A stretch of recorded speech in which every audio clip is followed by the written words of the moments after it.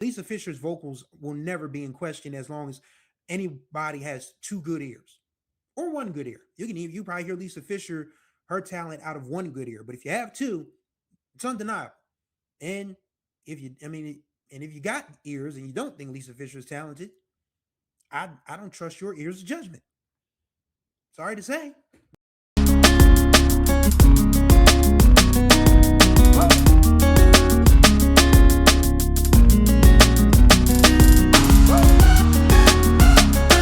What's going on, everybody? Welcome to Hump Day Wednesday here on the Groove Line with your boy Chris Stevens. Hopefully, you wonderful people are doing well. We've cooled down a lot this week. Whew, man, it's been a hot one leading up until these storms over here on the East Coast. I don't know where the heat dome has hit you guys, but hopefully, you guys have had some relief as well. On Wednesdays, of course, we like to slow it down around here. And for this particular Wednesday, we are going back into the vaults 35 years to the summer of 1991. And we're going to talk about this gem from the incomparable Miss Lisa Fischer, How Can I Ease the Pain? And this song is one of those songs that, quite frankly, needs no introduction. But to give you guys some backstory, Lisa Fischer is one of the most accomplished background vocalists to ever be recorded. She's recorded with the likes of Luther Vandross, the Rolling Stones, countless others. She still does her own shows, and her only album that she ever recorded as a solo artist was 1991 So Intense, which was produced largely by Narada Michael Walden, who of course had done great work for Whitney Houston, had done great work for Angela Bofield, Stacey Lattisaw, then of course gave Shanice one of her, probably her most identifiable song in Smile. So Narada Michael Walden, hitmaker.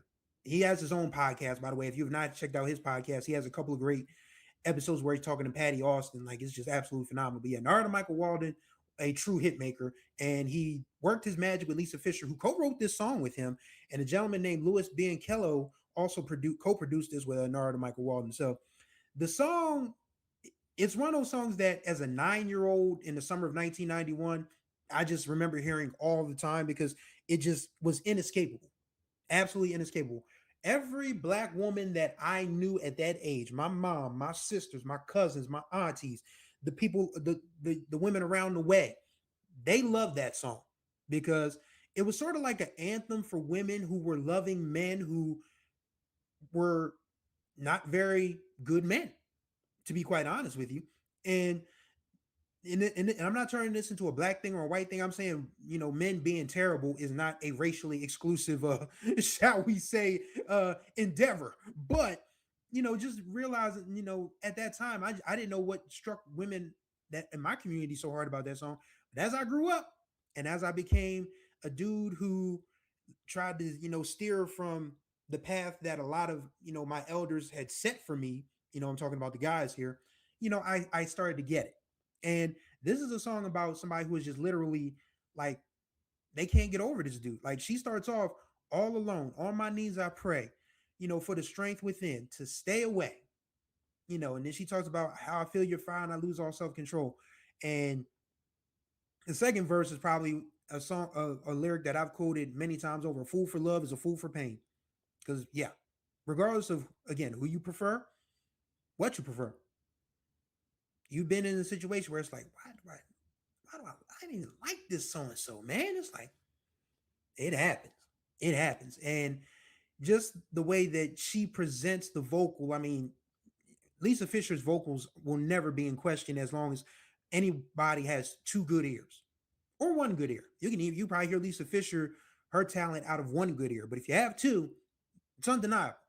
And if you got ears and you don't think Lisa Fischer is talented, I don't trust your ears of judgment.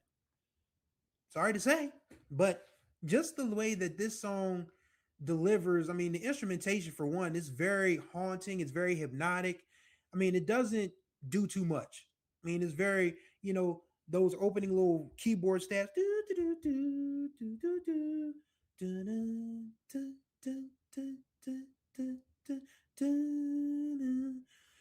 And like the breathing in the background, like it's like somebody trying to catch their breath because they're just so outdone with how frustrated they are with this person that they're in love with.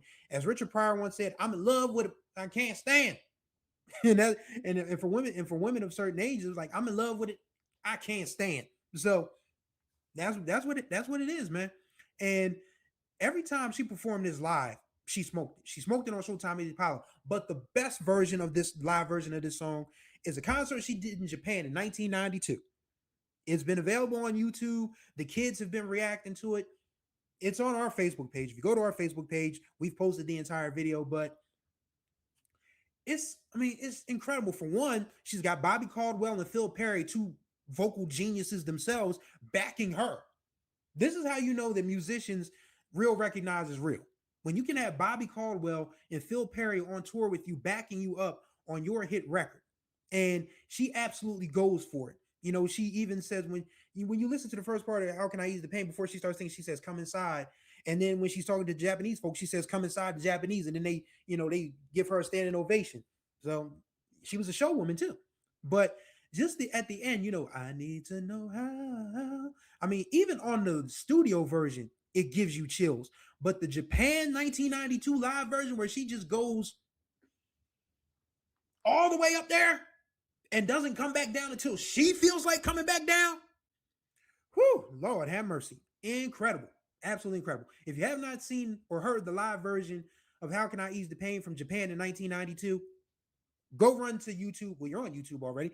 Go find it post haste and then come back here and talk to us and tell us if that's not the best live version of a song that you've ever heard in your life. It's got to be up there. It absolutely has to be up there. It's definitely up there for me. But yeah, once again, this was Lisa Fischer's only album. And this was her biggest single because, hello, it tied Patti LaBelle for the best R&B Grammy vocal performance for a woman. I know it's female, but I try to give women their props. Women hate the word female, so I don't use it that much. But yeah, for women R&B vocals, 1992, she tied with Patti LaBelle for Patti LaBelle's Burning album. Feels like another one. Damn, can't believe that was 1991. My God, where does the time go? But yes, Lisa Fischer was very much content being in the background.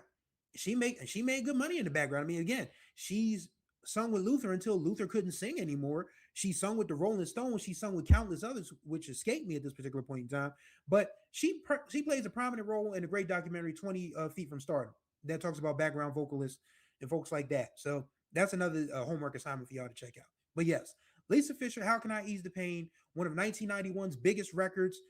And it went number one twice. It was R&B number one the week of June 29th and the week of July 6th. So that's this week. So 35 years ago this week, Lisa Fischer topped the R&B charts for the second time with a song about being done wrong by a person that ain't no good for you, but you can't leave him alone. And 35 years later, we can't leave Lisa Fischer's vocals alone. And we don't want to. And that's going to do it for this ride on the Groove Line. Greatly appreciate you wonderful people for tuning in. Contact information will be in the description below. Oh, wait. Before I leave, Friday, July 10th, 12 p.m. Eastern. You'll see it on YouTube. You will see it on Facebook. Mark this in your calendars. The first ever New Music News Friday is going live here on the Groove Line on our YouTube and Facebook pages. We are going to be talking about new things in R&B, new things in jazz, and we're going to talk about some music news as well. That's why it's called New Music News. So it's news you can use pretty much. So yes, we are going live. Going to try to be live once a week. So it's probably going to be Friday. So be sure to tune in. So once again, thank you guys for riding with us on the Groove Line. And until the next time we ride, which will be live on Friday, may you find the groove or may the groove find you.